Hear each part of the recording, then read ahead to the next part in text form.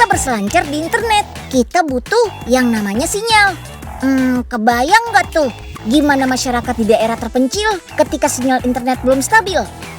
Seperti yang dialami masyarakat di Desa Puhu, Provinsi Nusa Tenggara Timur nih.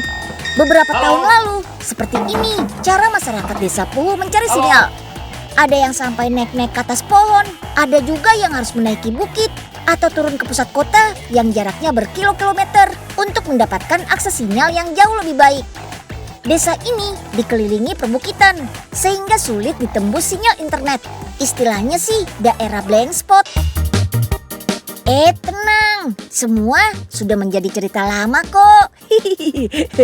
Sejak tahun 2018, Bakti Kominfo hadir di Desa Puhu melalui program BTS Sinyal Bakti untuk wilayah 3T, yaitu daerah terdepan, terluar, dan tertinggal. Pembangunan menara BTS di Desa Puhu berhasil menghadirkan kemudahan akses sinyal telepon seluler dan akses internet berteknologi 4G untuk seluruh masyarakat.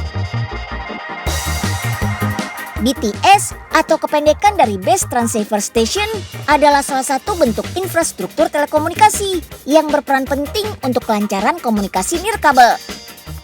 Tower BTS yang dibangun di Desa Puhu ini tingginya mencapai 32 meter dengan desain tower satu kaki.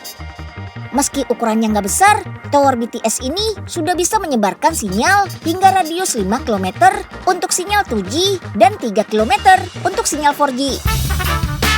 Desain tower seperti ini dipilih supaya lebih mudah diangkut dan lebih cepat dibangun. Untuk membangun tower BTS seperti ini hanya butuh waktu kurang lebih 2 minggu loh.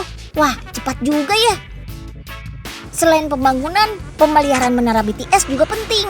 Setiap 6 bulan, menara BTS di wilayah terpencil selalu dicek oleh teknisi. Mulai dari pembersihan area di sekitar BTS sampai pengecekan panel surya. Untuk lebih jelasnya, yuk sama-sama tanya Bang Bakti aja deh, come on! Bang Bakti, kenapa sih Bakti Kominfo fokus membangun menara BTS di lokasi 3T? Bukannya susah ya?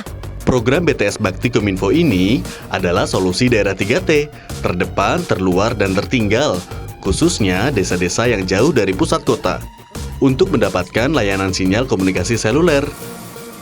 Memang jauh dan sulit sih, tapi sudah menjadi tanggung jawab pemerintah untuk dapat melayani kebutuhan komunikasi di seluruh wilayah Indonesia. Terus udah di mana aja nih Bakti Kominfo membangun BTS di wilayah 3T? Sejak dibangun tahun 2015, program Universal Service Obligation BTS Blank Spot yang dibangun oleh Bakti Kominfo khususnya di daerah 3T sudah ada hampir 1.700 titik, Nyil. Wih, sudah banyak juga ya. Nah, Unyil penasaran sama cara kerja BTS Bakti ini. Gimana sih Bang Bakti? Secara umum, hampir sama kok dengan BTS yang ada di kota-kota besar. Yang membedakan, pertama, pasukan listrik untuk mengoperasikan perangkat BTS Bakti menggunakan sistem panel surya seperti ini, Nyil. Ada 24 panel surya lengkap dengan baterai yang bisa tahan sampai 100 jam. Jadi, kalau cuaca lagi mendung, baterainya masih tetap bisa menyalakan BTS sampai sekitar 4 hari. Kedua, perangkat BTS Bakti memakai transmisi satelit atau VSAT yang mampu menjangkau lokasi-lokasi terpencil seperti daerah 3T. Teknologi VSAT menggunakan antena parabola yang berfungsi untuk mengirim dan menerima sinyal langsung ke satelit telekomunikasi. Karena minim hambatan, tower BTS berteknologi VSAT bisa menjangkau daerah-daerah terpencil sekalipun. Jadi, masyarakat desa di sekitar BTS Bakti dapat menikmati layanan komunikasi seluler termasuk internet setiap saat. Wah, Unyil optimis deh. Kedepannya makin banyak menara BTS dari Bakti seperti ini. Supaya saudara-saudara kita di daerah 3T semakin terbantu dengan adanya akses komunikasi yang merata. Sinyal telekomunikasi, terutama untuk akses internet tuh banyak manfaatnya loh. Apalagi di daerah terpencil. Bisa digunakan untuk berbagai sektor, mulai dari ekonomi, pendidikan, sampai hiburan. Kecepatan pertukaran informasi melalui internet menunjang pelayanan publik di desa supaya lebih baik. Perangkat desa bisa memanfaatkan internet untuk mengelola sistem informasi desa dan kemudahan penyampaian anggaran. Untuk sektor ekonomi, lancarnya sinyal internet juga bisa dimanfaatkan memaksimalkan potensi desa.